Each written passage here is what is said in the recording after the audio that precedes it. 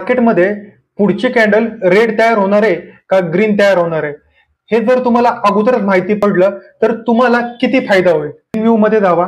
Trading view मध्ये गेल्यानंतर indicators वरती क्लिक करा आणि तिथे सर्च करा ब्रेकआउट प्रोबॅबिलिटी. एक्सपोचा इंडिकेटर आहे हा, याच्यावरती क्लिक करा. ठीक आहे, मी इथे 15 मिनिटाचा टाइम फ्रेम यूज केलेला आहे.